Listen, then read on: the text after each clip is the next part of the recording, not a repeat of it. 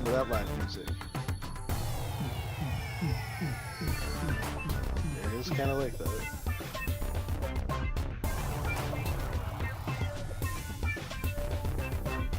Go down for a station notification. The station does not exist. Crap. Okay. And... Hello. Welcome to the first episode of the Cousins Converse podcast, featuring me, Perplext Gamer, Mario! and my cousin. Hey, cousin! Want to go bowling? Why don't you Thank introduce Jared. yourself? Oh, sorry, go. My name is Jared, known on the internet by Sneaky Gerard. Or Not Sneaky Gerard, Jared. Sneaky Jared. Okay. Either or. We are going to focus this mainly around technology and media. If you have questions, you can hop in either of our Twitch chat channels and ask us questions live, or you can send an email to perplexgamer@gmail.com. If you Or have, sneakyjared at gmail.com. and that way, if you have questions for the next episode, we will be happy to address those for you. And this is kind of just an impromptu podcast / stream today. It might be a little unorganized or seem unorganized at points, but if it seems that way this episode, we will be doing our best to correct it in future episodes. And if it seems that way, it's because it totally is, by the way. We'll try to be pretty obvious about things. Jared really likes to exercise the zoom on his camera, so whenever he wants to make a point or I say something very stupid, which I will try not to do, you might get to... I can do this. Alright, so, technology-wise. Alright, technology-wise, I know we can segue into cryptocurrency. That's quite a craze right now. That it is. Particularly, we're trying to get involved in that, aren't we? To some degree. I think varying degrees, actually.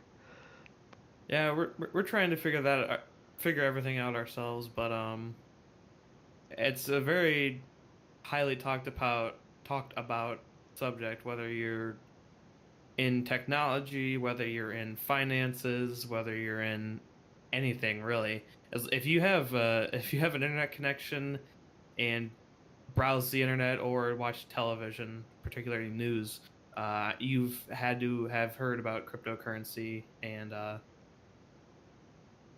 possibly looked into it yourselves at one point or another. Right, and I know I've done some investment myself with it.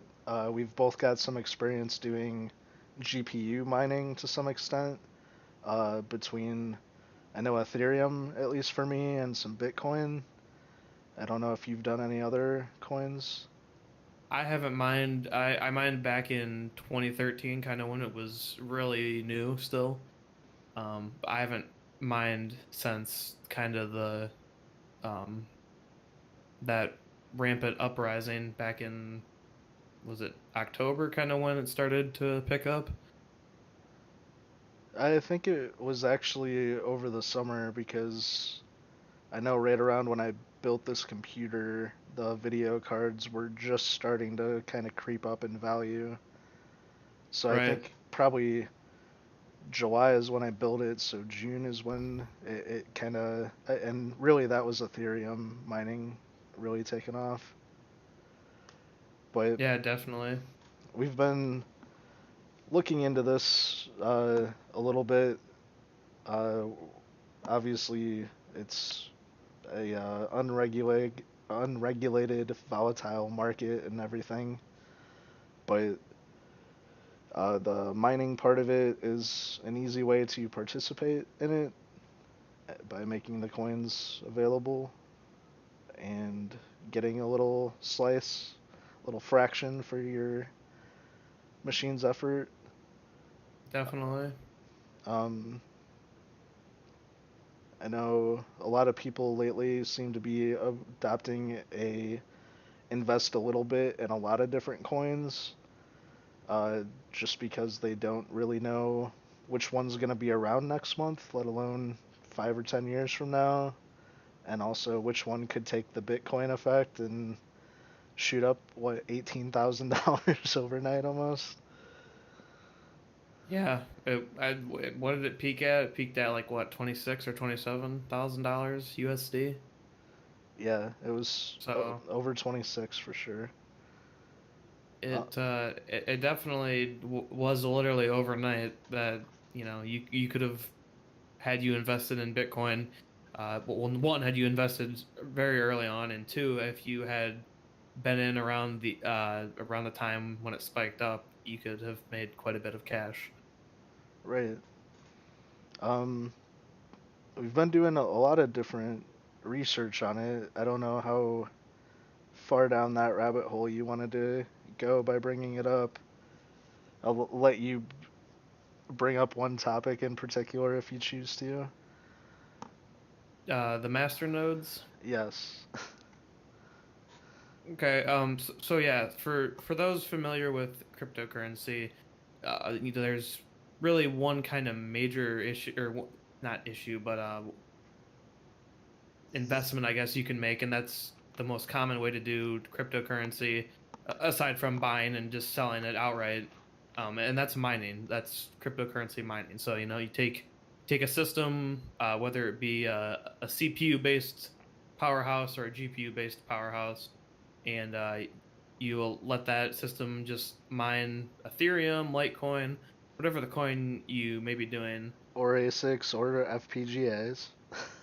Right, and that's why I just was saying CPU or GPU powerhouses, because different coins are going to be Right. different, required Platforms. different platform. Yeah, thank you. But another way to kind of get into, I don't want to say generating cryptocurrency, because it's not directly generating it like it is with mining. But another way to get into the crypto game without just directly buying and selling, uh, is master nodes. And what master nodes are, you need a certain amount of that particular coin. So we'll just, for example, use Litecoin. So I believe Litecoin's like $205 a coin right now. Um, and the master nodes, I think it's 1,000 Litecoins to acquire a master node. So you can do the calculations: 1,000 times 200, and that's how much. And this is USD, so 1,000 times $205 USD. You can do the math. That's how much it's going to take to acquire this master node. And essentially, in layman's terms, you acquire the master node, set it all up, then you're on that network for the transactions for that particular coin. So Litecoin, people are buying and selling Litecoins, and if you're on that network with that master node, Tom over here sends 75 Litecoins to Jerry over here, and your master node's in the middle here between that transaction. So basically, you are like a notary or a credit card company. You're charging a processing fee, and you're getting part of that transaction. Um, Well, to be fair, you're not openly charging it. It's kind of like a signing fee. Like, since you're right, like a notary. seeing the traffic and signing off on it, you get a small fraction of it, just like you get a small fraction of a coin when you mine it. It's a way of Right. this cryptocurrency network paying you back for making some effort to sustain and offload the processing from their servers, making it more worldwide and uniform. Right. And that's the nice thing about, crypto investing. It's a little easier to kind of accommodate all the currencies and everybody around the world, um, which is pretty cool, because people that couldn't have gotten involved in investing and stuff now kind of can, just because it's so widely spread and it's talked about so much. Well, in Litecoin in particular is Very there's affordable. it's affordable. There's rumors of Facebook possibly adding support for it in the future. Facebook having 3+ billion users. That is a very interesting idea because if it should happen, it gives the world a currency to some degree, is the idea or the methodology behind it. Um, Right.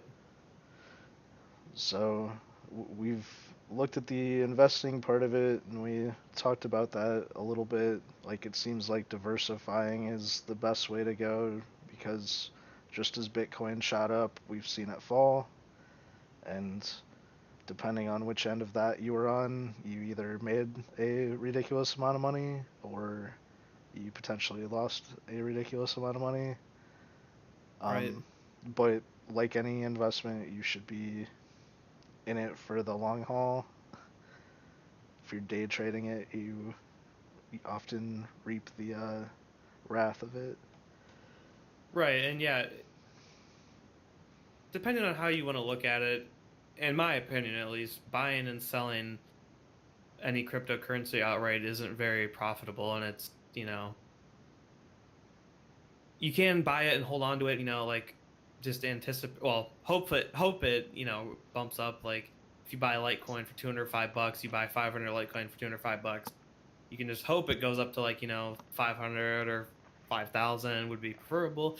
But I mean, it's not a very efficient way to do it, and it's very risky because, not only can, if you send a wire transfer or something, you know, that could be messed up, or there's a lot more variables involved when you're just trying to buy and sell directly versus, you're basically doing a one-time payment to get this masternode set up, and once you acquire the coin, you have that coin if you want to take it out and reinvest it somewhere else.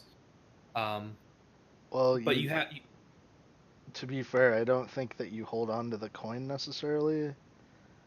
The coin is basically how you get the authority to say I'm legitimate and I want to be part of the network. And then when right. you, it's the node at that point that you would sell, not the coin itself, but the coin associated with that node. I guess what I meant to say is, if you make your money back, you can kind of take it and reinvest it into something else if you don't want to keep continuing with that node. Right. Kind of misspoke there. But yeah, Masternode seems to be kind of a sweet spot between low volatility and low cost, compared to outright purchasing a cryptocurrency and just kind of sitting on it for a while and hoping it bumps up and doesn't go down or crash. Nice use of the mic there.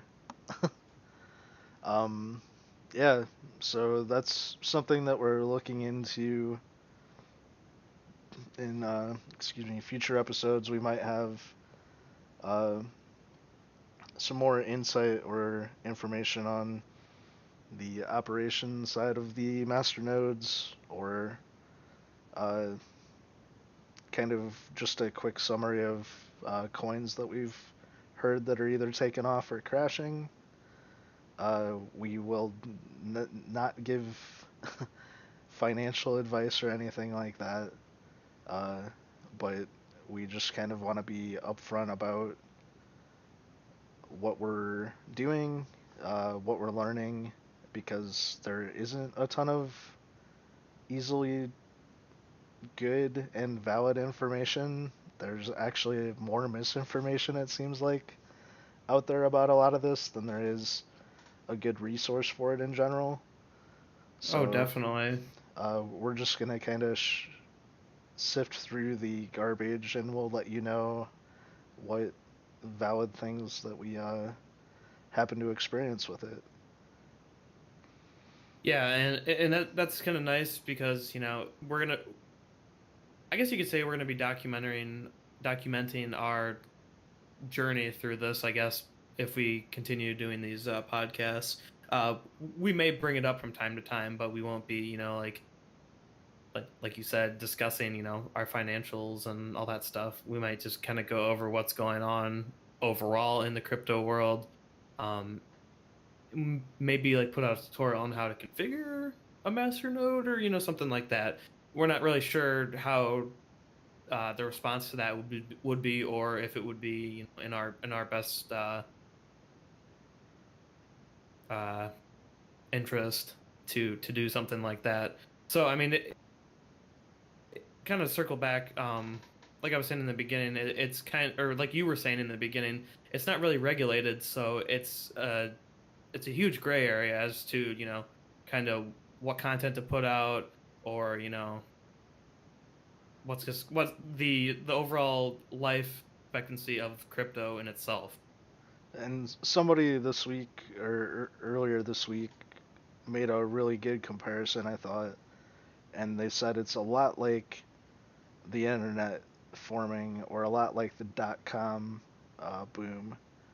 There's a lot of everything's new and everybody wants a little bit. There's the stern investors that are holding off because it's not tried and true. All the young people, or more the higher risk uh, investors, are really curious about it. So they're getting into it and dabbling a little bit. But just like the .com, it could completely fall down. A lot of uh, speculation out there is once regulation starts to come, or once the IRS, at least state-wise, is uh, Trickles their way in. paying a lot more attention to it, uh, that might stabilize it or cause an immense decline. It's obvious that some people were moving a lot of money that they wanted to stay hidden around with it. That's obviously something that the governments are not going to like about cryptocurrency, and that's why you're Yeah. seeing uh, a lot harsher policies when you're setting up a market or a wallet account anymore. You need to prove your identity. It's asking tax information, things like that. So, Quick shout out to Chellycat94. Thank you for the follow. yes. Um, and to Twitch Tone. Um, And Twitch Tone. I think he's followed us right before the podcast went live, or during, and it just didn't go off.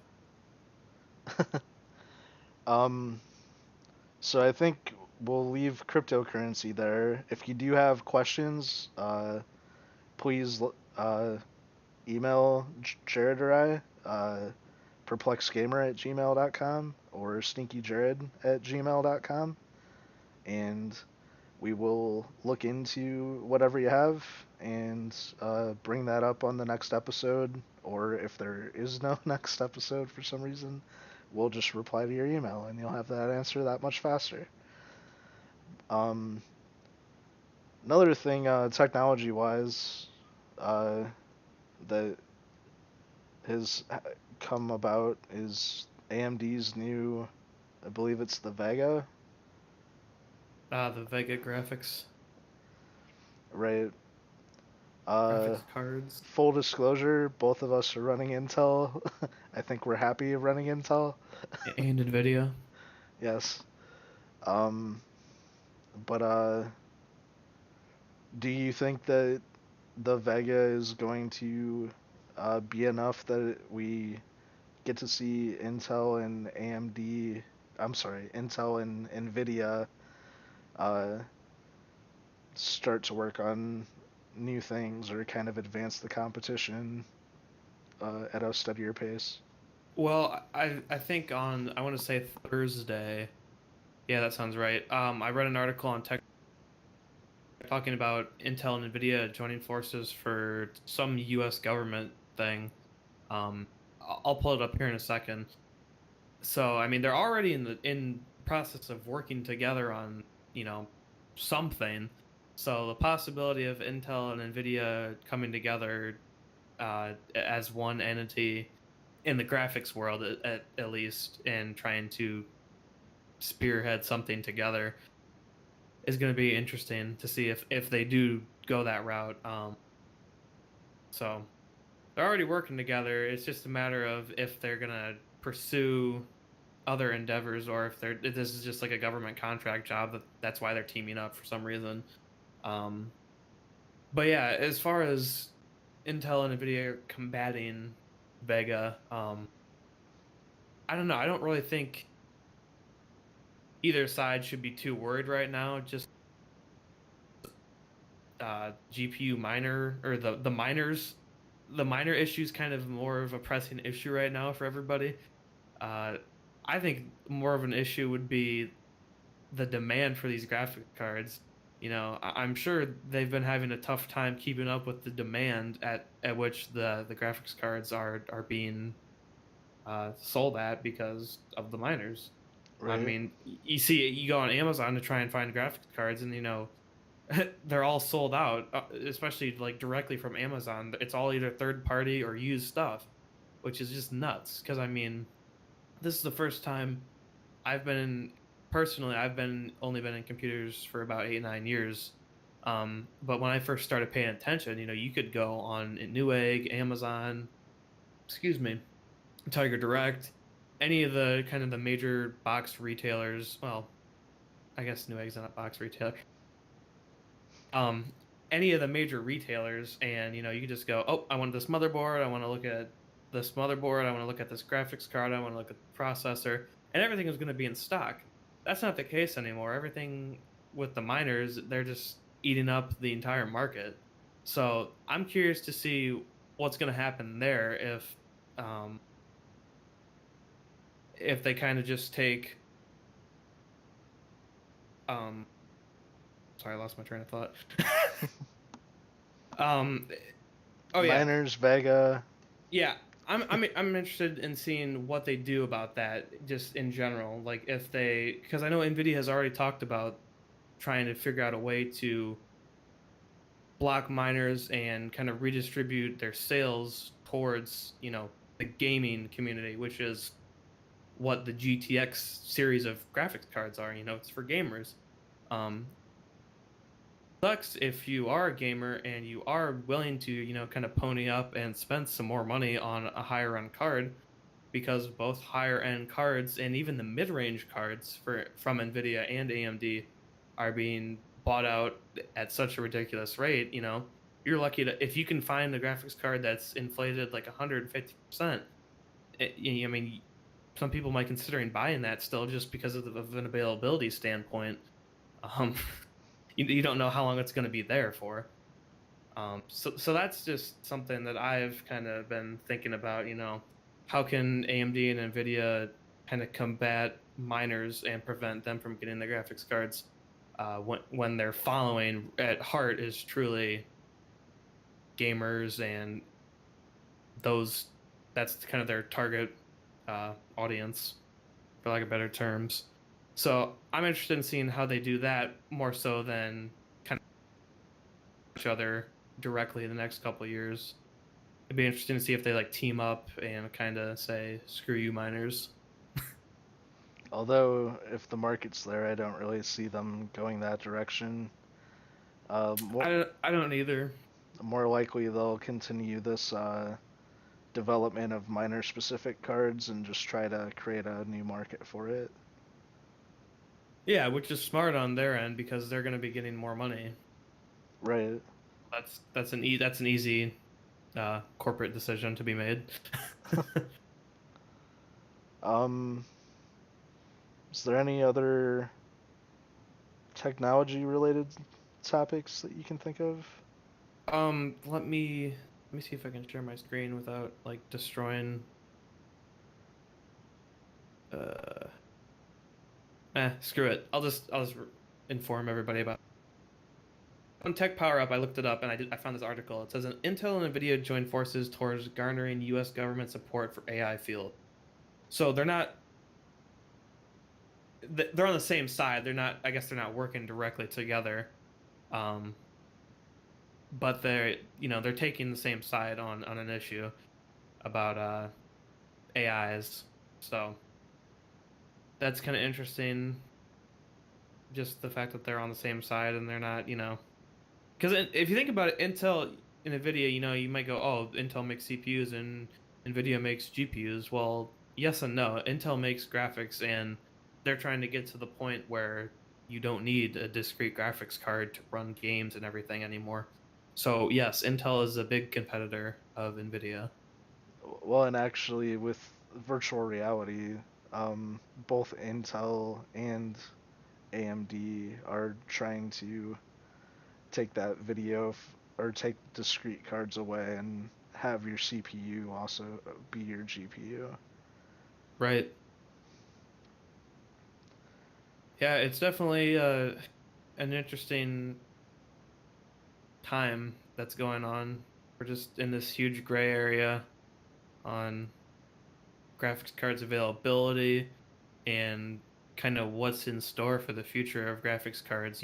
Like you said, if they're gonna AMD and Nvidia is gonna come out with a mining oriented series of graphics cards, or if it's gonna continue to just be this insane demand that can't be met, and graphics cards are gonna be driven up, double the value of what they were less than 6 months ago. I mean, just look at when I bought my 1080 Ti, I bought it for $750, and I could sell that for $1,000 or more. Right. That's just insane. That's never been a viable option in the past 8 or 9 years that I've been into computers and computer hardware and everything. It's always been like a new car. You buy a new car, as soon as you drive it off the lot, it goes down X%. So it's always kind of been like that, and it's always been a really bad, um, rate in which the value goes down. So it's just interesting that all this is going on. As Jared's pointed out a couple times, he's been interested in computers and technology for about 8 years. I'm at about 29, so Yeah, there's a little bit of an age gap. I'm the hopefully older and wiser, but I he, he's pointing out lately when I'm wrong every time that I am wrong. Uh, It's been kept to a minimum for now. but but this year is off to a lot faster pace than the prior 2 years were. So Got to sharpen your mind. yeah, need to start taking vitamins again apparently. um, should we move on to the media portion? Yeah, we can always circle back if we come across any. Oh, I got. Well, this is kind of tech/media gaming news. Uh, Kingdom Come Deliverance. I don't know if you checked that out a whole lot or not, but I've Yeah, been looking into it a little bit, and number one, it's sold a crap load of copies. I think they're over. The article I read earlier said like 1 million copies in the first week, which is pretty good for an RPG game that isn't Skyrim or Witcher or something of that caliber from a big name studio. So that's really cool that this kind of not necessarily unknown studio, but a less known studio came out with this game, and all these people are excited for it. I think that's pretty cool. right. I've heard the marketing material side of it says that the story for it is about twice as long, I believe, as The Witcher or Witcher 3. And Witcher 3 is about 50 hours, if I'm not mistaken. That's even if you're hauling through it. Like a lot of people, like our friend Matt, who likes to go for 100% completion in games. I think Witcher's like a 70 or 80 hour game to get 100% completion. Um, so we're thinking that this one's probably in the about 110 hours, and I did actually get a copy of it, and I've played it for about an hour. I'm not past the first part of it yet because I'm not very good at it. fighting in it is pretty difficult. Our friend, the Mad Fragger, has been streaming his progress on it, and he said just yesterday he finally got to the point that it's starting to open up, and just the first kind of expanding part of it, he said he almost can't get his head wrapped around how much content and details there's going to be.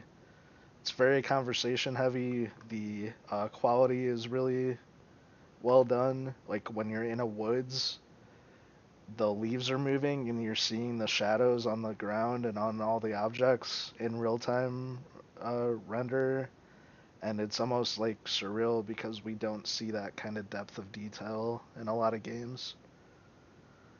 Right. So yeah, I think 1 million copies for it is a really good start, and I expect that it will probably write good reviews to, you know, pick up at least a couple more million. Just the Yeah. value of it too, being 100 hours of play time, $50 for that. At least you're getting your money's worth out of it. Yeah, definitely. I mean, how many games, a lot of kind of mainstream games slash casualized games, Call of Duty being kind of a one that sticks out to me. Their campaigns are being dumbed down under 8 hours. 8 hours used to be kind of the standard for a single player campaign, a linear campaign, not an RPG. A linear campaign should be at least 8 hours. Otherwise, $60, that's kind of steep. Um, but some of these games are toning down to 3-4 hours of gameplay, which is crazy. Again, linear stories, 3-4 hours versus RPGs, they're inherently going to be, longer than a linear story. But it's just interesting to see games with lower playtime, and when you hear about stories like this where the gameplay is 100 hours for cheaper than the usual $60 for a newer game. It just brings hope. Yeah, it's kind of a sign of what we're hoping uh, newer titles are like Cyberpunk 2077 uh, from CD Projekt Red. Not supposed to be out this year, but they're saying that that's an even bigger world than The Witcher was, and they're talking about multiplayer for that, which will and you can choose different classes.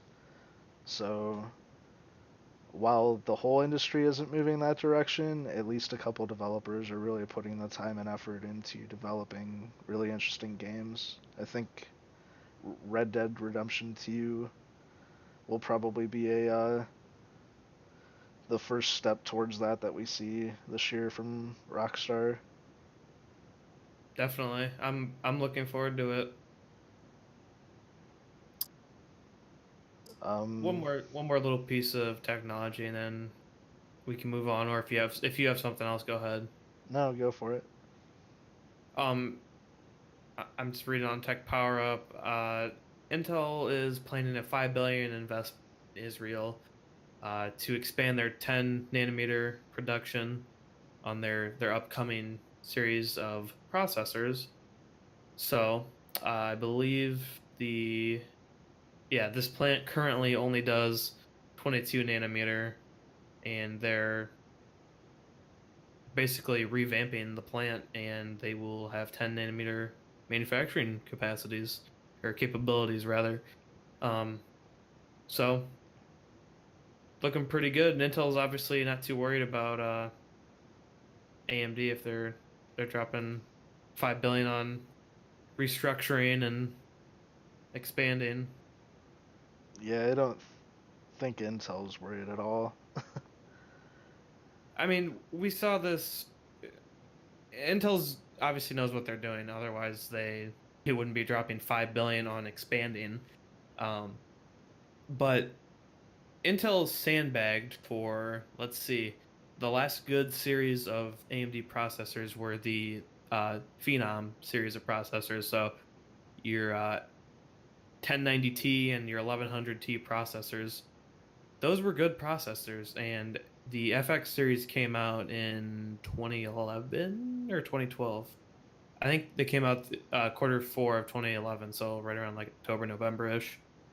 And they were not only from a compatibility standpoint, but from just a raw performance standpoint, they were overhyped and fell flat on their face.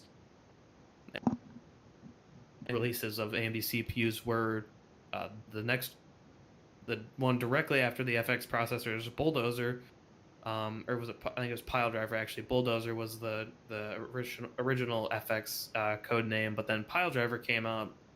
That was just a that's what I'm looking for. A refresh. It wasn't a complete overhaul. It was just a you know, they basically either overclocked the chips or they got better binned chips.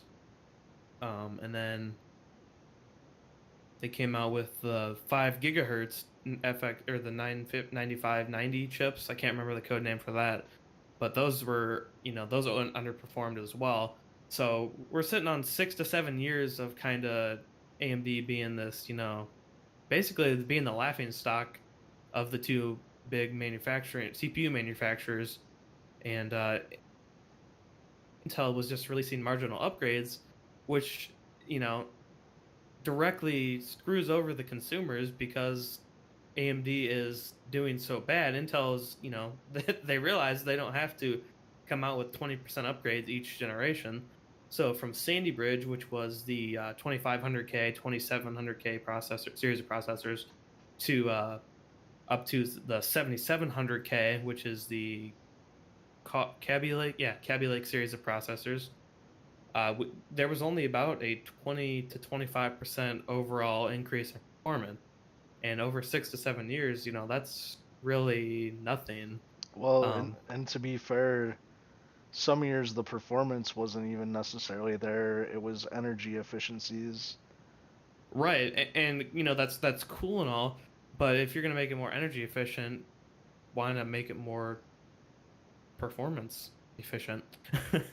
Right, like something back when I was doing system engineering, it's great to see everything moving to multi-threading and hyper-threading, more threads, less power, as long as you have multi-threaded applications. That's beautiful. The problem with it is not everything works when you thread it. So we really need to keep really good, not necessarily a low core, but we need each core to be high speed as well.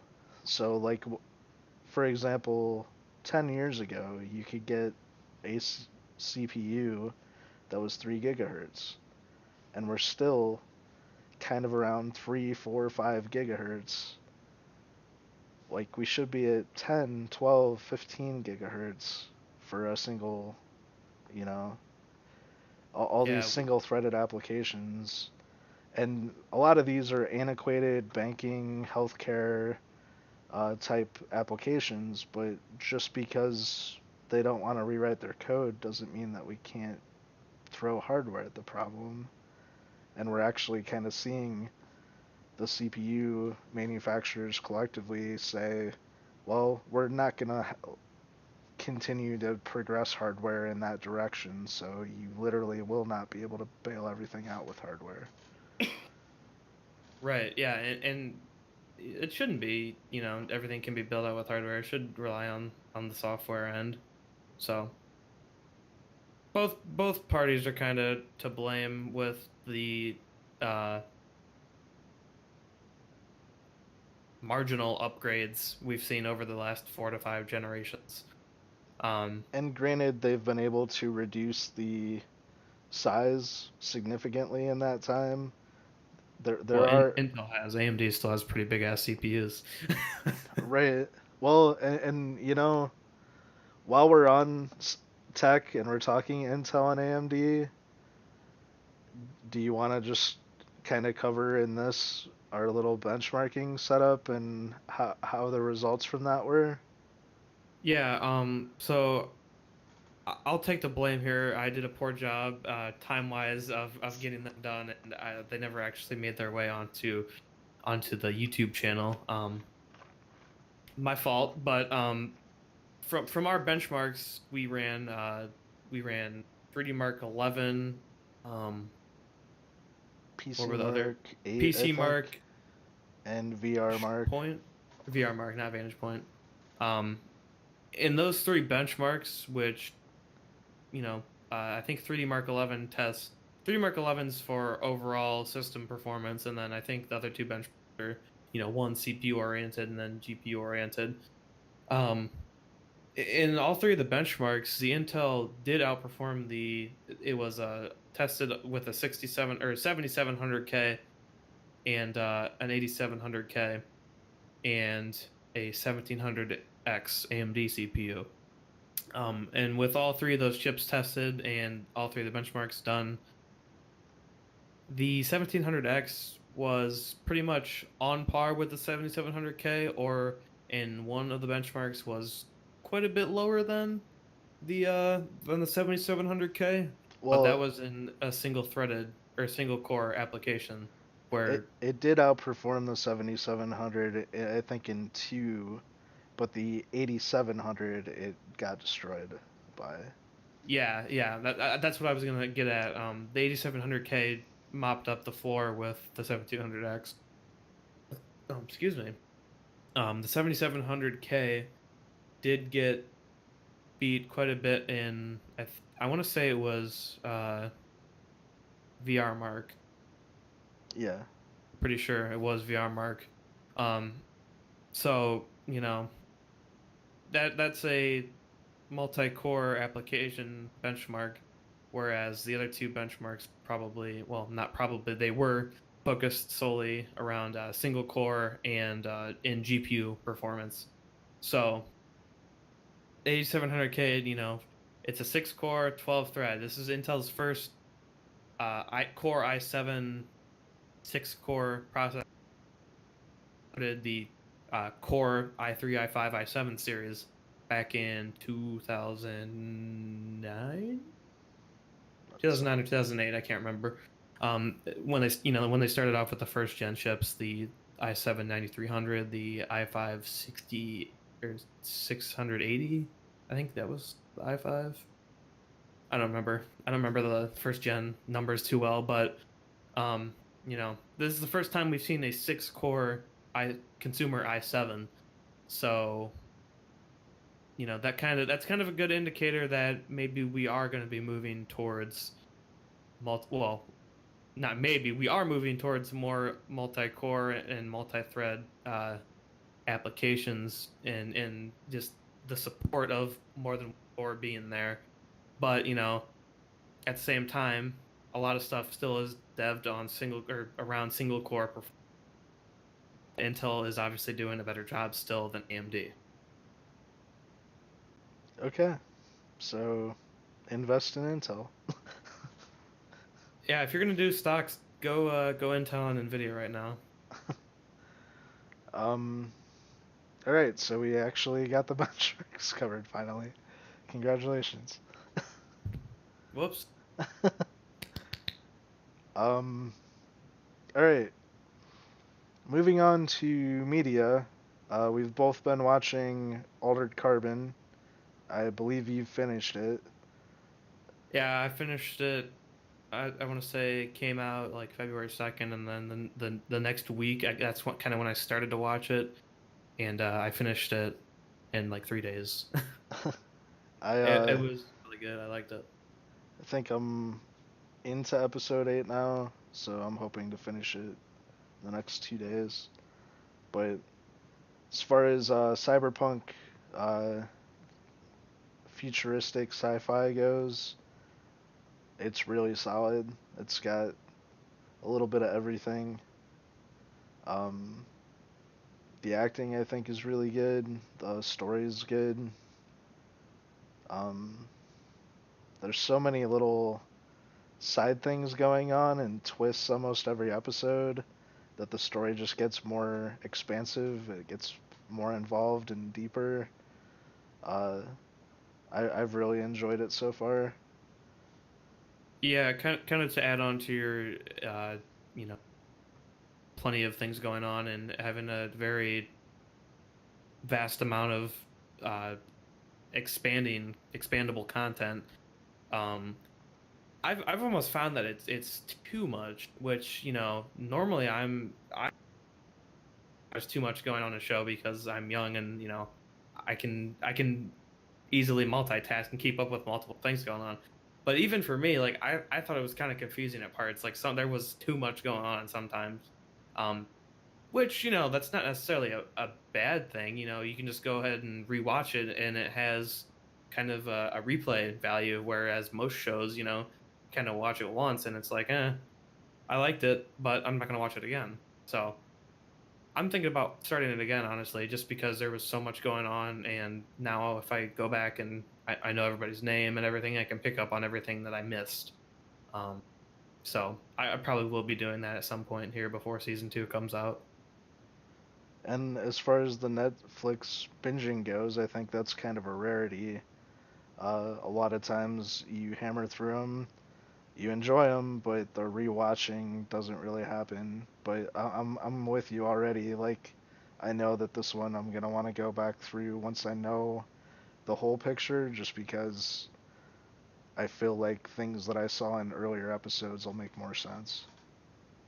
Right. And in the last 3 episodes alone, that's where a lot of stuff that is kind of tied in, it gets tied in, but then more you get hit with more stuff at the same time. So that's the last 3 episodes for me particularly were exceptionally confusing, and I felt like I had no idea what was going on.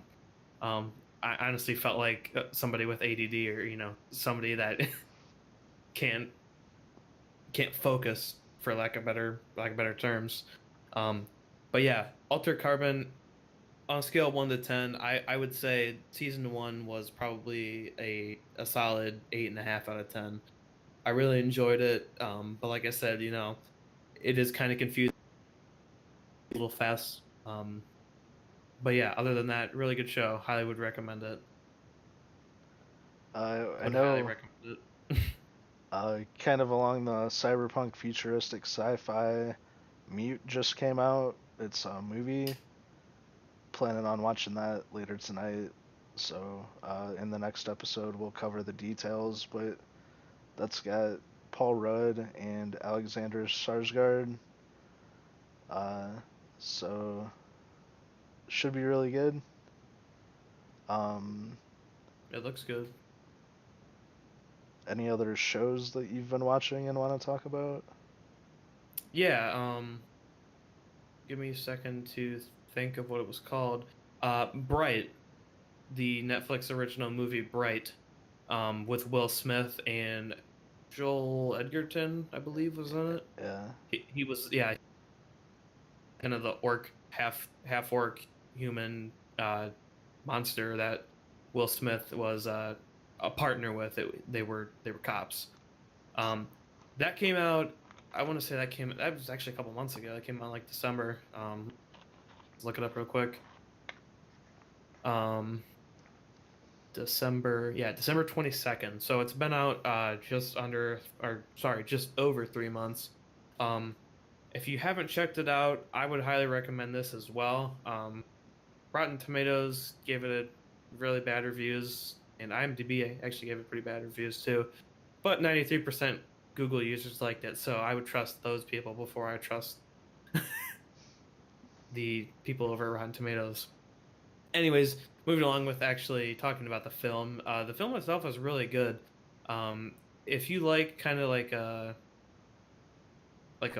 it's basically, if I like an episode of the Twilight Zone. Honestly, that's kind of how I felt like it was. It was just like an episode of Twilight Zone, but with modern times. So everything was kind of modernized, and it was really cool.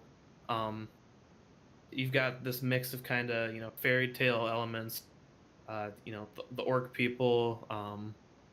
There's like these little fairy people, and then there's like this whole uh mystique of this magic substance that's kind of going on the whole time. It's a really interesting film, and Netflix has been really busting it out the past year with their exclusive TV shows and movies, and this is definitely not an exception. This was definitely one of those films that they busted out and did a really good job with. The best thing that I've heard to describe it, and I have only gotten to watch a little bit of it, so I won't speak to the content of the movie, but somebody said it's like if you took Dungeons and Dragons and Cyberpunk, the two tabletop games, and combined them into one, that you'd get something very similar to this. At least the Um, world that it's constructed in. I, I agree with that. I just want to make a quick side note that we do have some viewers, and I apologize for not reading the chat. I was kind of in deep thought about Bright and Netflix in general. GTFO 666666 and Ons. Welcome to the chat. I apologize for not reading the chat. GTFO asked if we watch Game of Thrones. Yes, I definitely do. I am all caught up. Jared?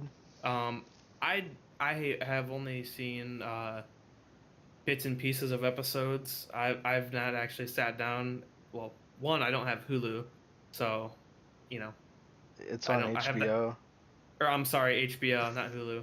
Um, I don't have HBO. Granted, I could ask for. I know a couple friends who have it. I'm with one right now. Um, Was that an but actual cough or like I think you know what it was. Um, I could watch it definitely.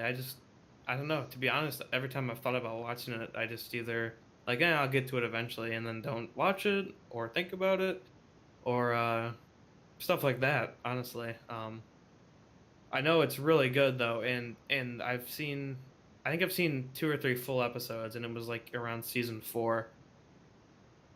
Mountain like squished some dude's head. that's the Mountain and the Viper. The um and honestly, that's kind of like one of the poorer seasons. Um, it starts off first season's really good, and then there was kind of a lull while they were introducing all the characters. Through I kind of want to say like halfway through the second season, through the middle of the fourth maybe, and then it has just been on fire lately. At least in my opinion, the last season was just phenomenal. Um, I can't recommend it highly or enough. It's great. Do you have any questions specific to it? Obviously, we will try to refrain from spoilers as Jared has announced to the world that he has not seen every episode yet. Right. Um. Yeah, I know. Kind of circle back to Netflix in a second here. But Walking Dead, I was a big fan of the original season. Season 1 was really solid. Season 2 was really good. Season 3 was decent. Then 4, 5, and 6 really became it almost became a drag to watch. And I hate when shows do that because, I enjoyed it enough to stay around for that fourth, fifth, and sixth season. Excuse me. And then there's this, almost kind of in a way like cryptocurrency. It's exciting and everything, but it's like this gray area, of the show where you're like, it's either going to be good or it's going to completely die off. And fortunately, season 7, when they introduced Jeffrey Dean Morgan as Negan, literally revived the show for me in its entirety. Um, it's if that's a spoiler alert. Sorry. But I'm sure if you pay attention to news and stuff, you may have seen, the announcement of Jeffrey Dean Morgan being on The Walking Dead. So Can you give us a couple Negan impersonations quick? I think the viewers might be interested. Rick, Daryl, you are a certified badass. Good job. That do it? Okay, good. Um, but yeah, like season or the end of season 6, like I'd say the last 3 episodes of season 6 was really suspenseful, kind of with the hilltop and everything going on, and then season 7, oof, oof, juicy, so juicy. Oh man, there was just so much going on, and they really deviated from the path that the comic books, you know, they are directly following the comic books to an extent, but then season 7 they really branched off and kind of made it their own. They did their own spin on things.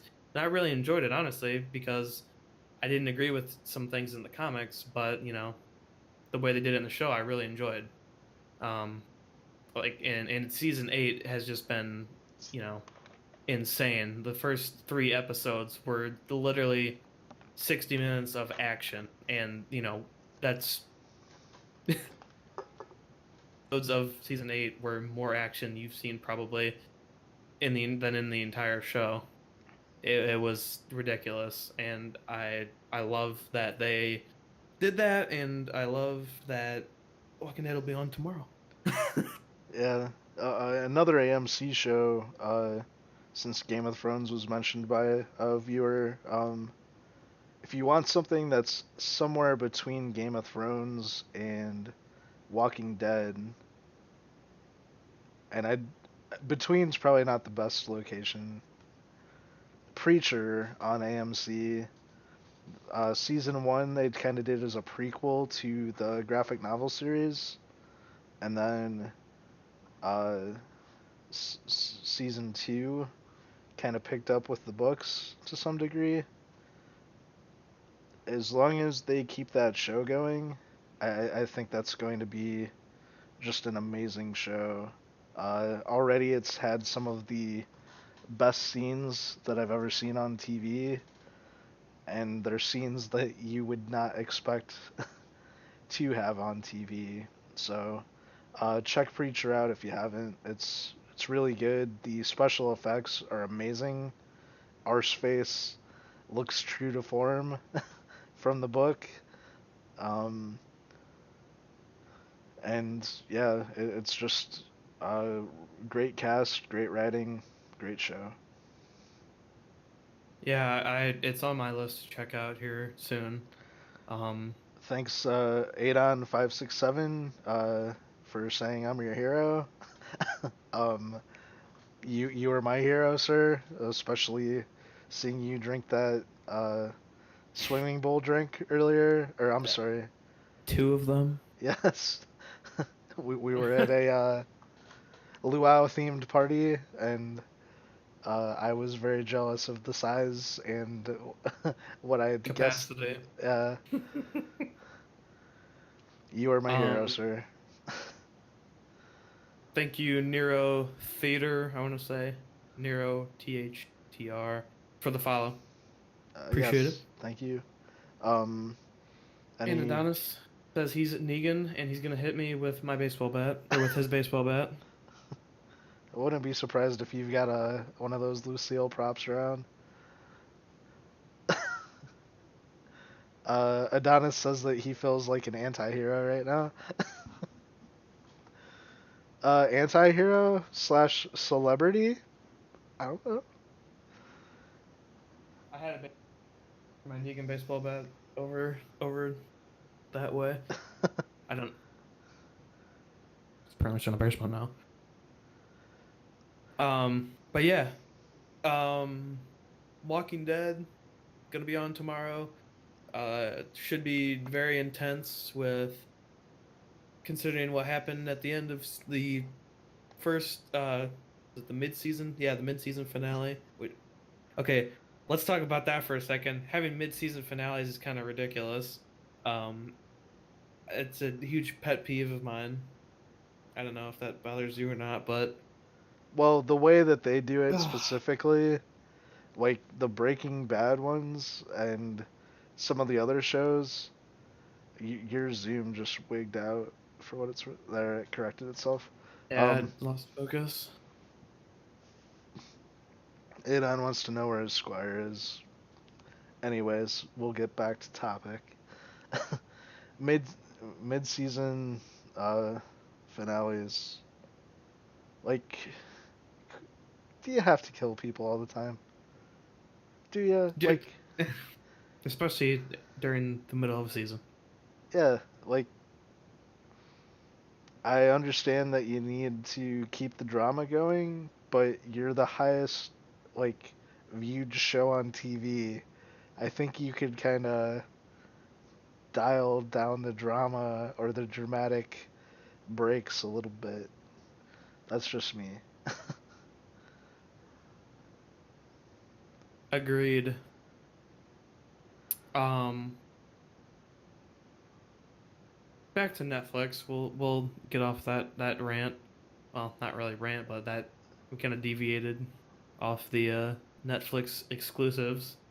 Um, let's see here. It has been phenomenal on Netflix. The only show I thought was kind of okay was Iron Fist. But every other show was, without a doubt, a very solid 9 or 10 out of 10. The Marvel ones you said you cut out for just a second. Yeah, all the Marvel shows, with the exception of Iron Fist, which was still, I'd give Iron Fist a 7.5 out of 10. It was good, but there's some things I didn't care for. Every other Marvel show I'd say was either a 9 or a 10 out of 10. Like Danny Rand and my take from reading the comic books isn't quite the whiny little spoiled child that he comes off as in the On the TV show, show. But I right? think when we see Iron Fist season 2, or if Luke Cage season 2 happens to do like a Heroes for Hire, uh, once he's a little bit more mature, I think we'll finally see the Danny Rand from the books. Um, yeah, I've enjoyed all of them. Jessica Jones is out in a couple weeks, March so 8th. season 2, looking forward to that. Um, Runaways on Hulu, first season of that was great. Um, Definitely worth checking out. Very true to the book, but stretching it out so they get more seasons. um, what else is coming out? Legion on FX was really good. Yeah, Um, that was really good. Gifted was. I haven't finished the first season yet. I'm behind on watching that, but that's been a good show. The Punisher was phenomenal. Well, that's a Marvel on Oh, Netflix. I'm sorry. I thought you were just okay. Yeah, yeah, I'm with you now.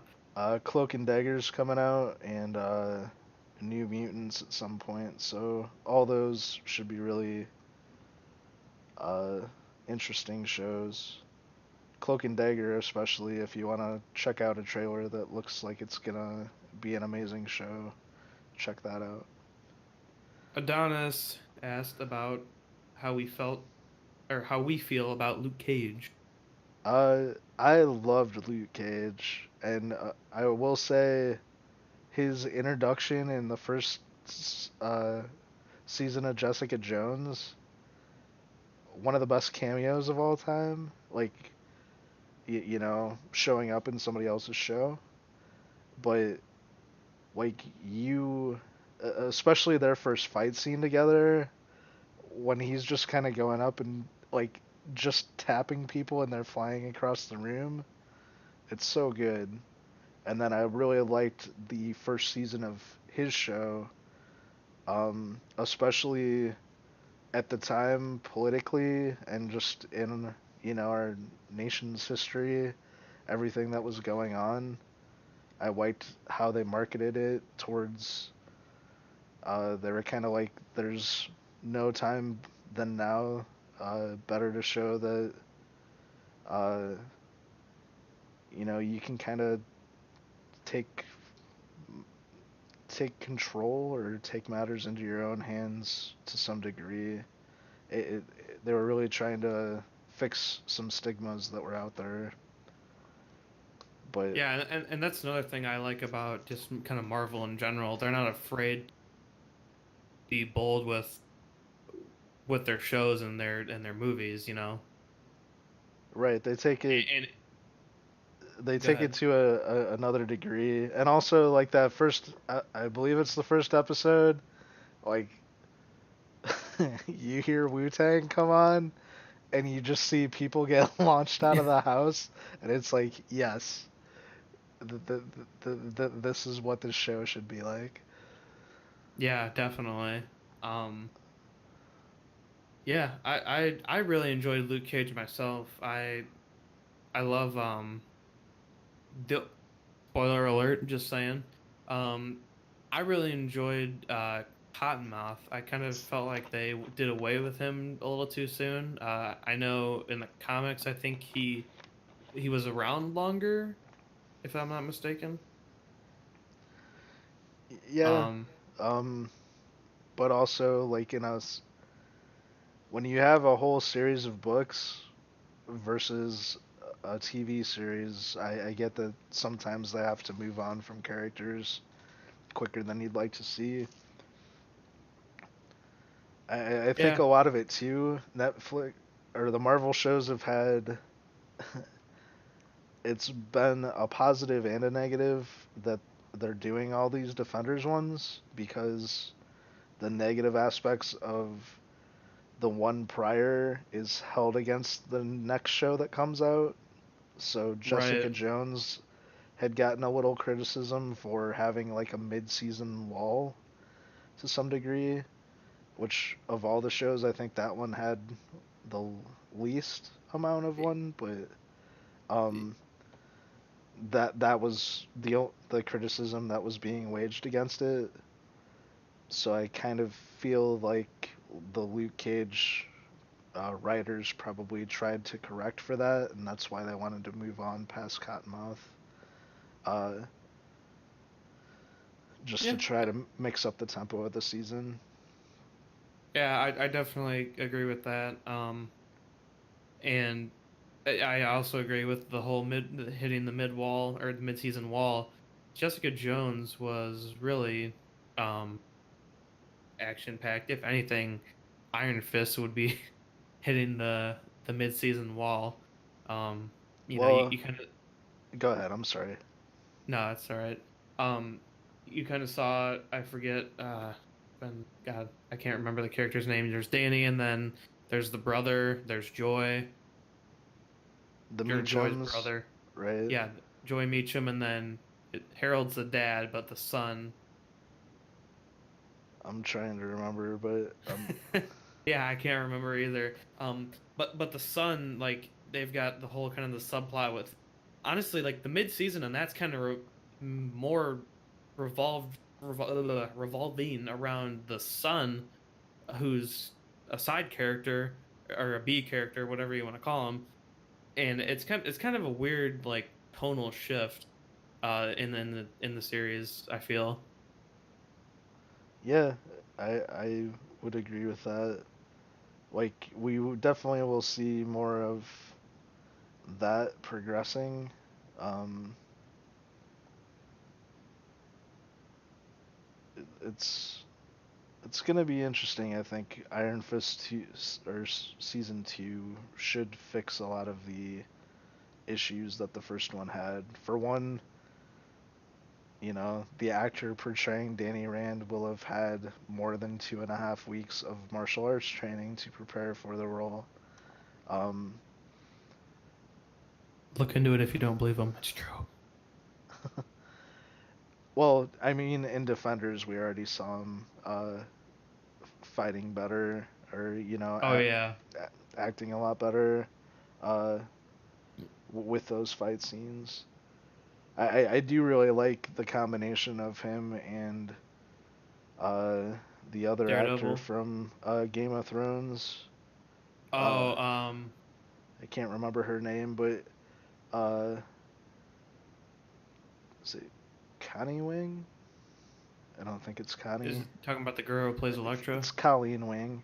Uh, Yeah, yeah, yeah. uh, the actress that plays her uh, basically started fight training as soon as she landed the role. So her fight scenes, especially the cage fight scene that you see during the season, uh, you can just tell she definitely was a lot more comfortable filming those scenes. Definitely, yeah. She really was. She did a good job with, like you said, the fight scene. Yeah, I Um, felt like she was more polished. uh, step away from the superhero realm for a second, another show on Netflix that I recommend, it's the end of the fucking world. Uh, I Yeah, I need like to check that out. I'm a big fan of British television. Uh, th- it was good. I, I I don't want to get into anything, so I don't spoil anything. But it's uh good, good story, good acting. Uh, Pretty damn insane at times in a good way. Um, yeah. Um, Trying to think of. Oh, excuse me. Another show. Well, I don't mean to step back into the superhero world, but I just want to kind of mention Punisher. But he's almost not, a superhero in the sense that he's got powers, but he's a vigilante, which is what he really is. He's a vigilante. Um, so it's kind of cool to see. Well, for one, it's cool to see John Bernthal as Punisher because he just fits that that good guy bad guy at the same time role very well. So that was a good cast for that. But with all of the everything going on in the world, gun issues and everything, very good time kind of to showcase vigilante justice, I guess, in a sense. Um, you know, all the Marvel stuff is kind of plays off of what's going on in society when it gets released. So Marvel does a good job with, you know, relating societal issues. But, Punisher in particular, all the mass shootings we had in the past couple of years, you know, it just kind of puts into perspective, uh, just vigilante justice and how easy it can be for guns and other things to be acquired, which is another, topic in itself. But, Punisher is more of a vigilante per se, vigilante superhero uh than Luke Cage or well, Jessica Jones is kind of, you know, none of them are killing people sporadically. Right. So, and maybe to clarify a little bit, like Punisher's intended to be the an anti-hero, much like Deadpool. Right. Um,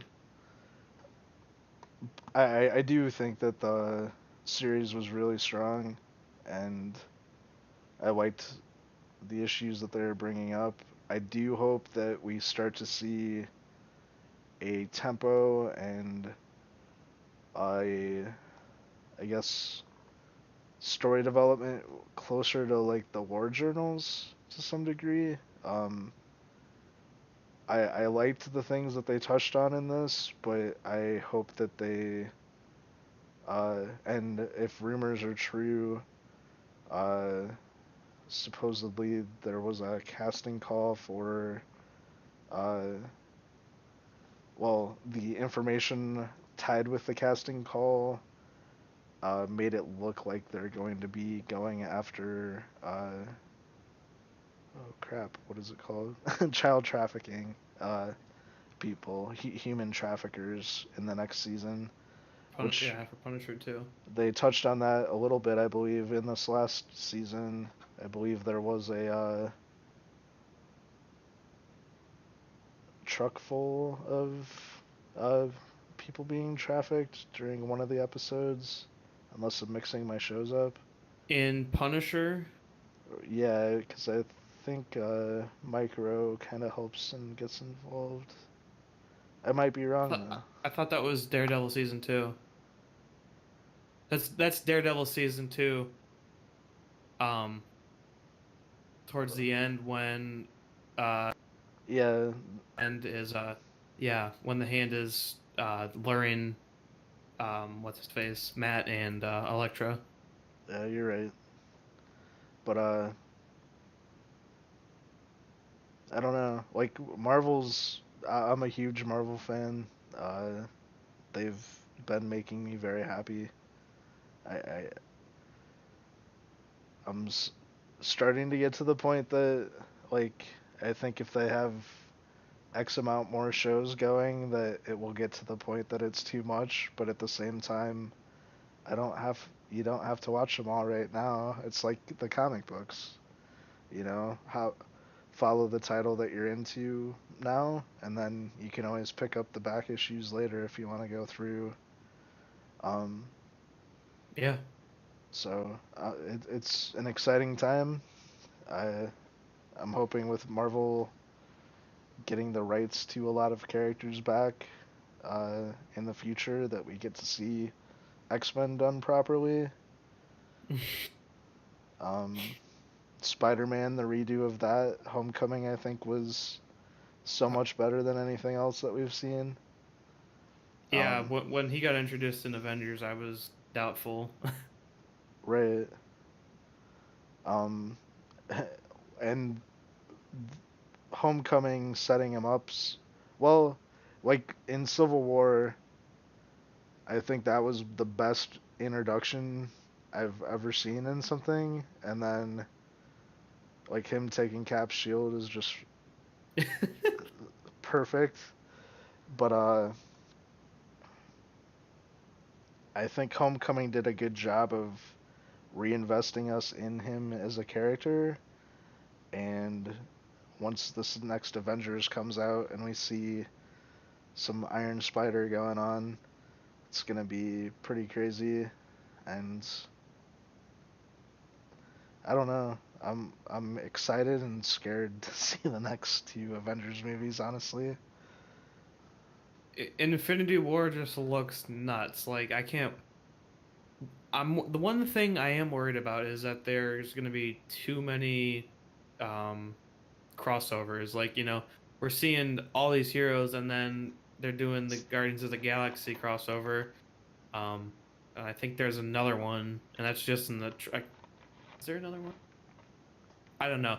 There are a lot of Marvel heroes that are going to be in Avengers Infinity War, probably the most out of any of the Avengers movies so far. I believe Um, they said they had 67 characters that they were working with.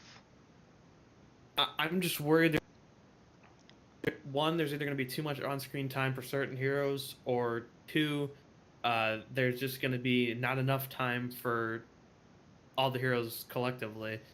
I don't want them to just you know I don't want Ant-Man to have 2 seconds of on-screen time while Thor has 35 minutes of on-screen time just because oh, he's a fan favorite or whatever. I hope everybody gets equal amount of time.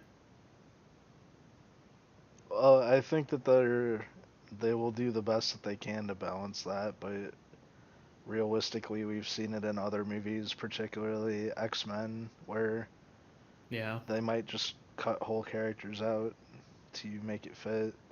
I don't think that the Russo brothers are gonna try to do anything like that, but um, at the same time, making a coherent movie is more important than just showing a bunch of random scenes of characters fighting.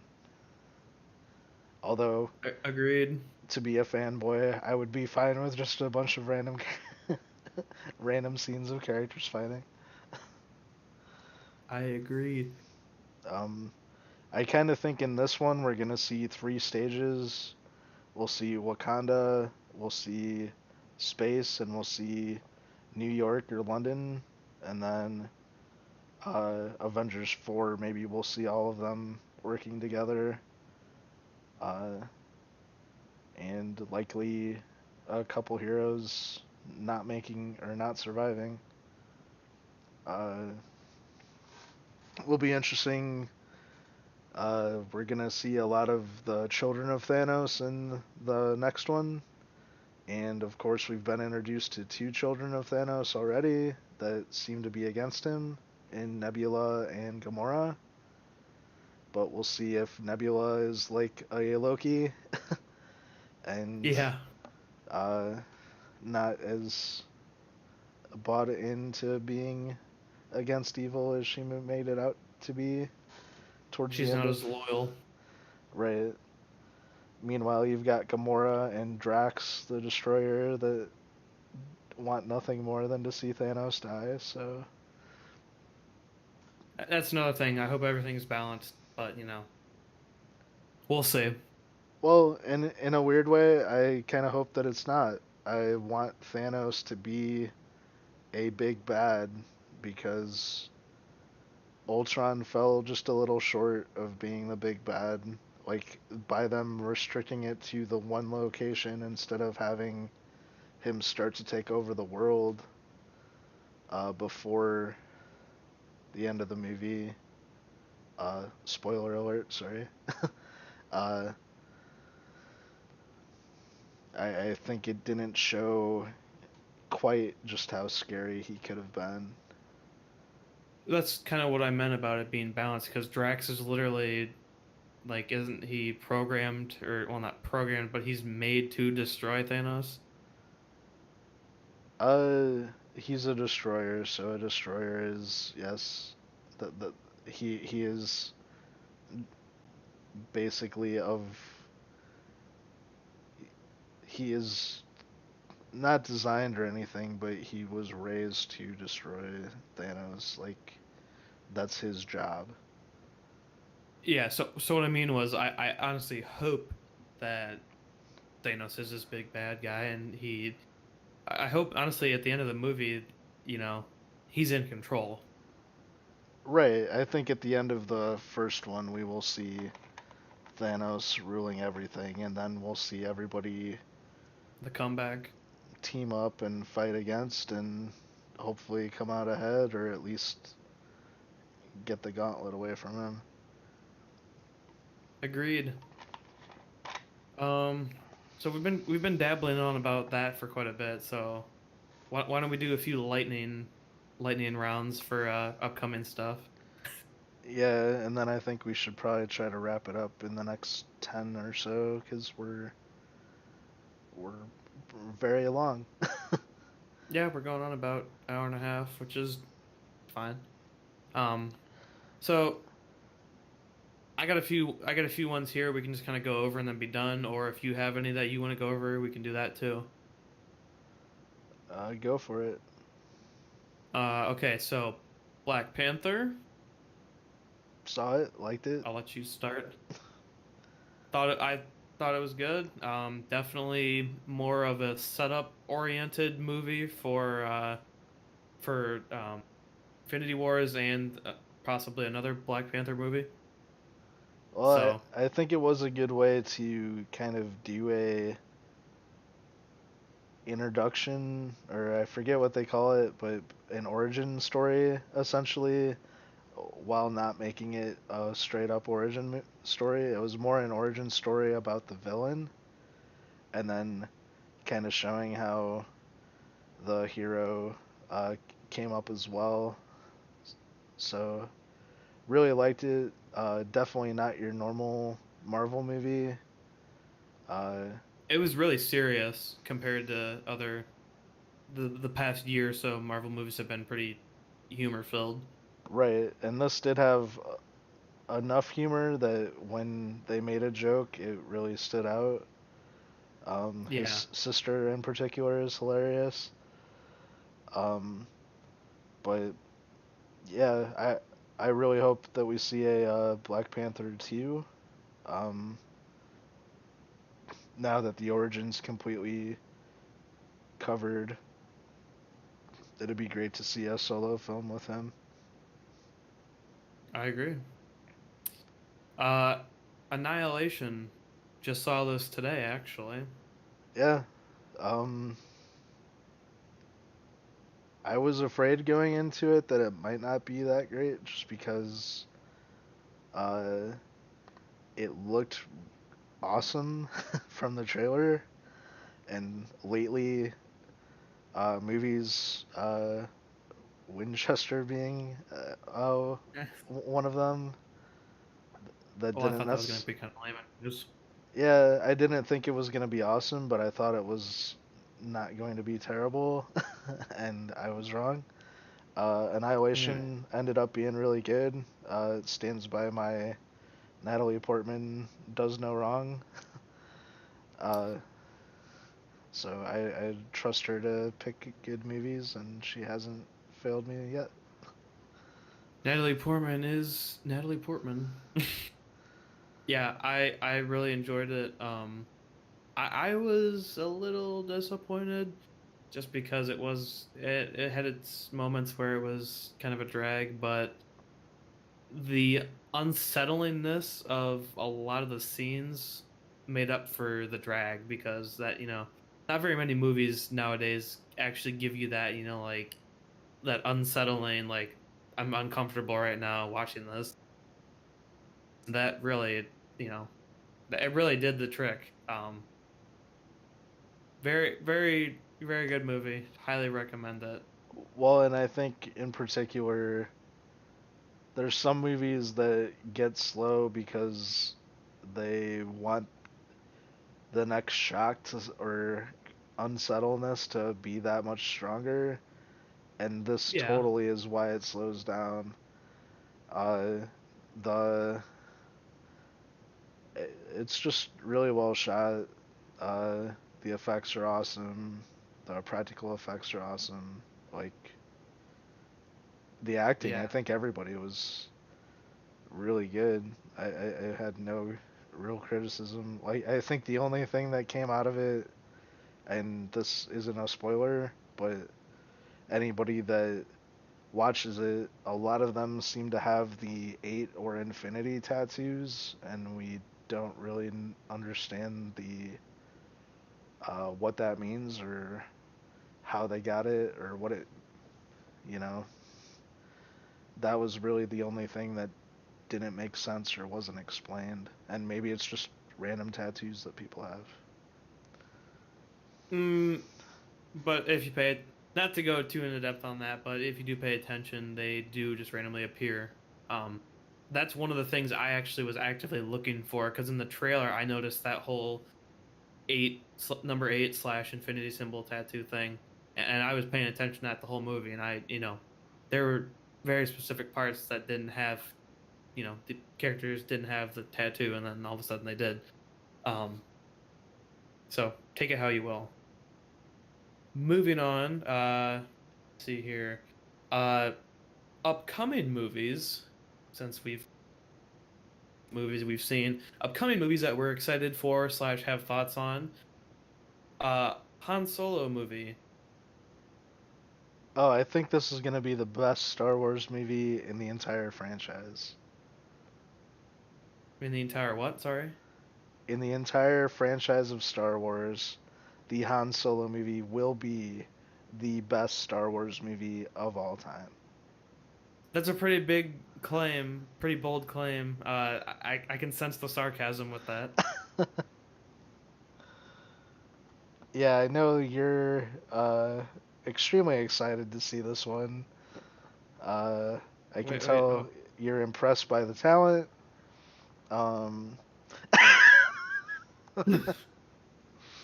Jared, since the viewers may not know, despite the fact that he has Star Wars posters in the background. He's our Empire resident Strikes Back. Star Wars Revenge of the Sith. expert. He is the fanboy. But that being said, he also is of the troll generation, so he does not love everything that's out there. I think he'd rather see extended universe start to take over, and Disney basically saying no to that is going to cause Jared to not Self-destruct. not enjoy everything as much as he could. Um, pretty much, yeah. No. Um, the Han Solo movie, the actor who is playing Han Solo, I've read from a couple sources, he was so bad they had to hire trainers slash acting coaches to get him ready for this role. So basically, he just got cast like a young Harrison Ford. Which, you know, I mean, it makes sense, but makeup. It's makeup has come such a far way. You can literally do a mask that would just literally look like Harrison if he were back in his mid late 20s or early 30s. Whatever. So that's an issue I have with it, and the visuals look really good. With granted, every Star Wars movie, pretty much, even New Hope, Empire Strikes Back, the original trilogy, where they didn't have this advanced technology to make special effects and CGI and everything. It's always been either ahead of its time or it's been top-notch visuals. So nonetheless, it's going to be an outstanding visual from a visual effects standpoint. It's going to be awesome. But I don't know. I'm just getting really, really boring and like dry story vibes. Could just be my bias because I think Han Solo is one of the more he's a more overrated character in Star Wars, but I like him as an overrated character because he's got that cockiness, and Harrison Ford just does a good job playing that role. But at the same time, he's been explored so much already just throughout the original trilogy, and then Force Awakens, and any other stuff that is canon currently by Disney. So there's just more interesting characters that you could get away with doing these one-offs slash Star Wars stories. Excuse me, like Darth Maul in particular would be really interesting. The origin story on General Grievous has a really interesting story on. Obi-Wan would, as much as Obi-Wan has been throughout, he was in the prequels, he was in the original trilogy. As much as he's been in Star Wars, I think he would even be a better option than a Han Solo film. But that's just my 2 cents. what would you think if they spun off a Boba Fett movie? Probably worse than the Han Solo movie. Because the way that they cast Boba Fett, I kind of think that that's something that they're intending to do. I agree. In a sense, I feel like the Captain Phasma thing is like Boba Fett coming back with just with what happened. She basically died and then came back, so somehow she survived. So I that's possible. Or a Boba Fett return in whatever episode 9 will be called. But Boba Fett's just he's not really that interesting of a character. I don't know what the obsession with him is. Jango Fett is a lot more interesting than Boba Fett was. So Actually, this just in, episode 9 is going to be called Just to Frustrate Jared. or the Return of the Last Jedi, or the Last Jedi takes a nap, or anything Excuse me. Anything to piss Jared off. Yes.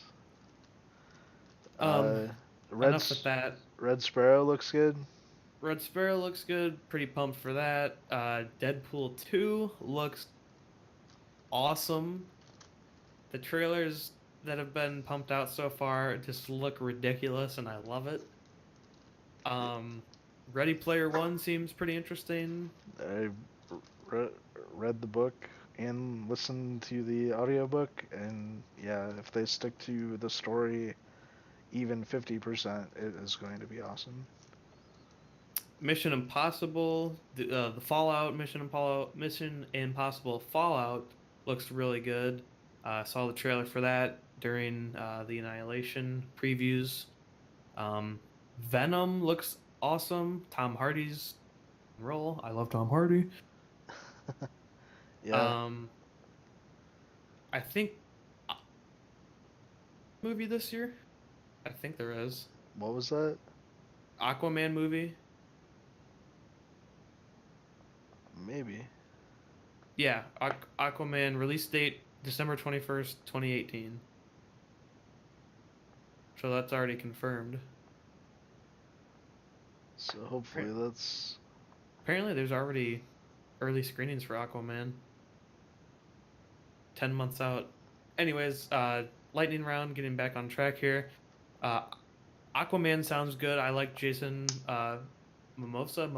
Momoa. Forget how, Momoa. Yeah, Jason Momoa was a really good Aquaman. He plays that that rough and tough guy who can also be really funny at times. Plays that role really well. Um, so that should be pretty decent. Ant-Man and the Wasp trailer looks awesome for that. Um, Avengers, Jurassic, obviously. yeah, we've talked about that quite a bit, but Avengers: Infinity Wars looks phenomenal. Jurassic World, Chris Pratt has fallen. uh, I don't know. Jurassic Park's. I've been a fan of Jurassic Park, but I've never been like a huge fan. I just thought it was okay. If anything saves Jurassic or the Yeah, Jurassic one, Jurassic it will. World, Chris Pratt saves the movie Yeah, franchise. like Jessica um, Chastain does a good job too, but or no, I'm wrong. It's not her. It's oh, it's the girl from the M Night Shyamalan movie, the actress. Anyways, I just made myself look like an idiot. it's okay. We'll move on. Uh, Robert and Dan, what's going on? Dan says, "What about Eggman?" I hear that the origin story for Eggman is quite amazing. Um, so we will wait. I am sure it will be a critic's darling. Indeed. Um, the Cloverfield Paradox that actually looks interesting. I think that's a Netflix exclusive. Uh, J.J. Abrams directed that, or he produced it. I can't remember. I think that's out. It is. I'm saying it's a Netflix exclusive. Um, I know. I guess technically we're on upcoming movies, so It my just came bad. out. But yeah, true. Super Bowl weekend. Sorry. Pacific Rim Uprising with Poe or Finn from Star Wars. John Boyega is going to be in that. Looks pretty good. Rampage with Dwayne Johnson, aka Jumanji 2.0. AKA The Rock will save this movie. Yeah, Dwayne Johnson literally saves Rampage also being an excellent game from back in the day, so should be a good Rampage movie. Jackson, the fighter. um, Moving on. Moving on. Uh, this is a movie that's already been out, but we saw, and I think the group consensus was, the 1517 to Paris. The writing at times is the worst writing that we've ever seen in a Clint Eastwood movie. which is saying something to some degree. He's finally he fell off the deep end a while ago, but The using the actual people that were in it to act in it, uh, that they did a fine job. It's just the writing was, I don't know if it's straight out of the book or if the screenwriter just doesn't know how humans actually interact in person. But other than the writing being terrible, it was a fine movie. yeah, it was like a 6 out of 10. um, Robert says, I don't know what you're talking about. Cloverfield Paradox. Oh, he said I don't know what you're talking about when we were talking about whatever movie we were talking about before Cloverfield Paradox. He said Cloverfield Paradox is pretty okay, not great but not bad. And then he said Rampage is burp, eat, burp, puke, which I would not disagree with you on. Um, I think that there's a possibility that Rampage could be a whoops. sleeper. I think it could look worse than it actually is. It'll probably be okay. If we go see it, I have Movie Pass, so I won't regret anything. I mean, I saw 25 minutes of 50 Shades of Grey, so I mean, thank God uh, for Movie Pass. If you're watching this, sponsor me. King Kong Skull Island shows big monsters fighting big monsters can be awesome. So hopefully Rampage delivers on that. Uh, one last thing for, one last comment about Rampage. Robert says that was the slogan Rampage. I was unaware of that, so the eat burp, eat burp, eat burp, puke is the slogan for Rampage. Thank you for enriching the viewers. Yes. Um, we'll just do like 4 or 5 more movies real quick. Upcoming movies that we're looking forward to, and then call it a night. Sound good? Okay. Okay. Game night. My thoughts on this are Jason Bateman's not that funny. The movie itself looks okay. Yeah, I want to see it. He's usually pretty good. Actually, his show on Netflix is a really good one, Ozark. Uh, Oh, but mainly because he's not trying to be funny in it. Uh, he does have a ton of range as an actor. Uh, Game night. The thing that scares me, I mentioned this to Matt. Well, before the movie, the Rachel McAdams scene where the guy in the trailer gets sucked through the jet engine, and she's just like, "Oh no, he's dead," is so deadpan that I don't know how to take the movie. well, right, and then the scene right before that where she's like, "Oh, I have kids," you know. He's like, "Not with an ass like that, you don't." Right, Like that was hilarious, and then having that scene was like it canceled each other out. right. So I don't know. I'm optimistic. I hope that it actually uh, works out. But Yeah, I agree. um, kind of thinking about maybe seeing that tomorrow, actually. But It uh, did come out yesterday. um, Um, anything else to add to that? that's all for game night. Or wait, the guy that is in the doorway that is explaining things and then slowly disappears back into his house, and they're Oh, all like, Matt "What Damon. the hell do we do?" No, it's not Matt Damon. Oh, it's the guy that played Todd from Breaking Bad. Yes. Um, Wait, it looks like it's got enough weirdness in it that I'm excited to see if it is more weird funny or if it just is a turd. Jesse Plemons. Yeah. Yeah, like that scene. That scene is pretty funny. Overall, there's some kind of redeeming scenes, at least from the trailer. Inconsistencies that are just like, eh. Um, Moving on though, Sicario 2 Soldado. I have not seen the first one, and this the trailer was very misleading. I thought it was gonna be like a war movie, the first half part, or the first half of the trailer. Then all of a sudden, Oh what's his man, face? you mispronounced that so bad. Sicario 2? It's Cesario, Is I it believe. Cesario? I believe. I'm pretty sure it's Sicario. Regardless, this it's Sicario 2 Soldado. I know that Soldado is correct. Um, but what's his face is in it?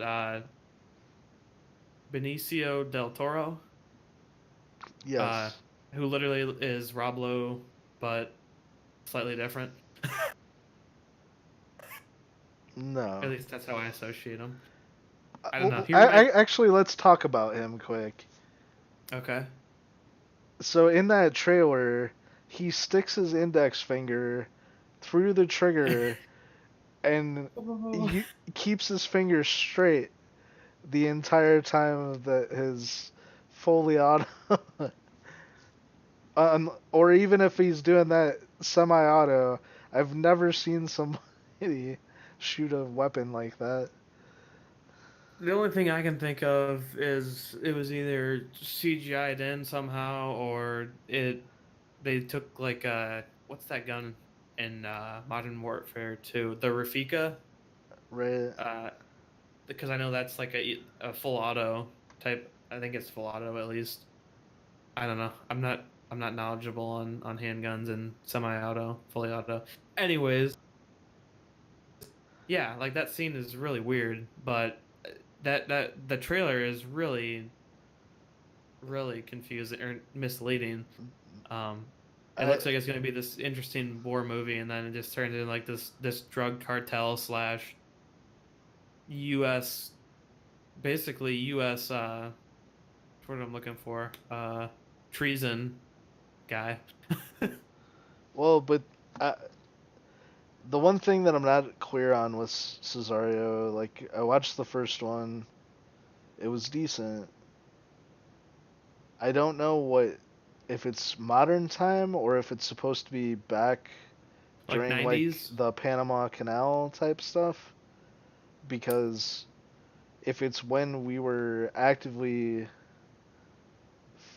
fighting the drug war, it would make a lot more sense because a lot of weird things were going on during that time. Right. Um, anyways, it's one of those you kind of have to go and watch it because it's got decent talent in it. The first one was decent. I'm Yeah, I need to see the first. sure that the movie will be more clear than the trailer is. God, I hope so. Okay, two more here. Slender Man. Next. Yes, exactly. A Quiet Place. So this one, This would be a good one to end on too, I think. yeah, I am really excited for it. I don't know how it'll be, but is this, aside from maybe Rob Zombie movies, the first time that Oh, we're sorry. seeing husband and wife as the talent for a movie? Because Emily Blunt and John Krasinski are married in real life, and they are playing the two parents in this movie. Yeah, I don't. Well, what's it called? Tom Cruise and Angelina Jolie. Didn't they do Mr. and Mrs. Smith? You mean Brad Pitt and Angelina Or Jolie? yeah, I'm sorry, not Tom Cruise. Yeah, that's a fair point though. So it's not the first time. Mr. and Mrs. Nonetheless, Smith was a better movie because of that, and I kind of think that I'm hoping that this is a better movie because of their relationship. They should be able to play off of each other a lot better since they, you know, have been around Are each a other for a couple. significant amount of time. Right. One thing that I do find interesting about this movie, especially the trailer aspect of it, the original or the first trailer that got put out, it, it didn't show any backstory at all. It was just they were just showing the family walk around silently, and then like this monster come in. The trailer actually that was shown as the previews for Annihilation we saw today, it showed more of a backstory, and it was kind of like almost like a nuclear fallout or some sort of fallout, like alien fallout maybe. I can't remember. I don't think they really kind of went too in depth as to what actually happened, but it was some sort of fallout, and those who survived had to be completely quiet. Um, Otherwise, even in broad daylight, if you're not quiet, these things come out and literally eat you. Um, so that seems really interesting, and honestly, that made me really excited to see this movie because I was kind of on the fence about it, but after seeing that, I'm pretty excited to see this now. Yeah, I agree. I'm excited to see it. And I believe it comes out 2 weeks, so getting pretty close to that. Yeah, we've got quite a. There's kind of been a lull of movies to some degree, but it's pretty soon here going to be into the kind of every other week there's two movies coming out that we want to see, so it's gonna get pretty busy. Yeah, 2018 seems like it's going to be another 2017 in terms of all the movies and shows that came out. 2017 was by far memorable slash favorite year of just movie releases and TV show releases. It was a really good year for the media industry. Very good stuff coming out from Marvel and other big name Well, hell, Justice League even productions. was a decent movie, so DC's kind of righted the ship to some degree.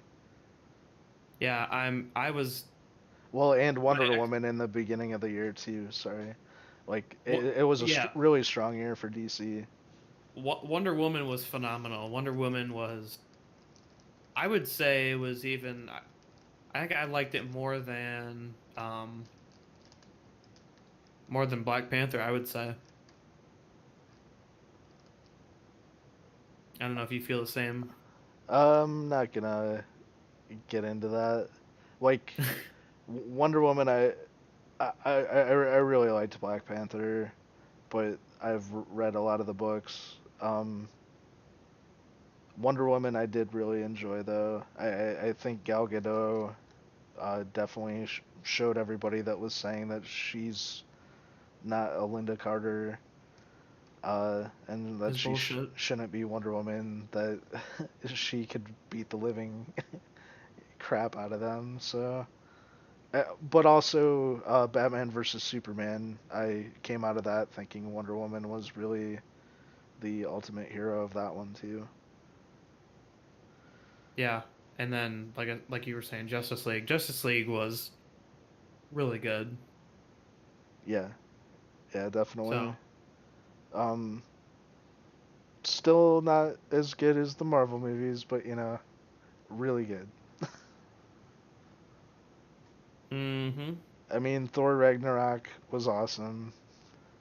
Um, Guardians of the Galaxy Volume 2 was awesome. Awesome. Spider-Man Homecoming, awesome. It's hard to compete with those. As I've often said, Marvel has three-dimensional characters. It's really hard for DC to kind of compete, but Justice League finally we got to see like the heart and soul of these characters and the Batman just being like beaten up and actually acknowledging it was good to see finally. Yeah, and it was honestly it was comedic relief too. Right. And they did that really well because it was funny, but you're also like, oh shit, he's actually He doesn't have his plot armor is weakened. The only thing that's frustrating about it is the Henry Cavill mustache CGI, or just CG. I mean, uh, it is bad enough that it's noticeable, and it just looks a little weird. But Yeah, luckily, everybody's performance makes up for it. agreed. I Agreed. will say if it had been the Zack Snyder cut that was supposedly like twice as dark, uh, I would not have liked it, and I would be abandoning DC like crazy. I do think Joss Whedon uh, added the elements that saved it and turned it into an enjoyable movie. Yeah, DC really needs to kind of reevaluate their movie setup and kind of follow the Marvel approach of, the humor and seriousness of their movies, because ultimately I think that's one of the critical things that makes the Marvel movies better than DC. And I hope that doesn't offend you by me saying that to any DC fans out there.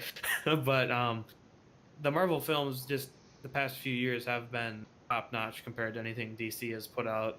And Well, I do go ahead. and you don't even have to necessarily look at Marvel for your inspiration, right? Like Right. Hellboy is dark material that is still funny, and the funniness is what makes you love the characters and want to follow those stories. They are going through relationships and they are dealing with more intense drama than, you know, just superficial BS. Like Right. character development and humor, balancing emotion is a big thing. You can't just have invincible people fighting everything all the time and expect it to be Like Batman, entertaining. Yes. even though Batman is an awesome character. Yeah, definitely. But It does happen, unfortunately. And I do think DC is kind of hopefully realizing that people do enjoy the more lighter scenes throughout the movies, so they'll start to incorporate some more of that and not just have it be, so serious the entire movie. all right. Well, I think with that, we will wrap up the first episode of Cousins Converse. If you do have questions for us for next episode, or if you have any topics that you'd like to see addressed, you can email me at perplexedgamer@gmail.com, or you can email Jared at sneakyjared@gmail.com. Um, we are a tech and media podcast, so we'll always talk a little tech and a little entertainment and media and games. Um, if you do you have an interest in cryptocurrency, like we discussed, building computers is something that we both know how to do and are very skilled or practiced at. IT security, networking, anything under the IT umbrella, we can That's cover to either a novice degree or an expert degree. um, and we also are open to anything else. So please uh, follow us, like us, leave comments. We hope that this becomes more of an interactive podcast in the future, or vodcast, or whatever you want to call this format. And we thank you for your time. Roll have a good the one, stream. roll the end credits now.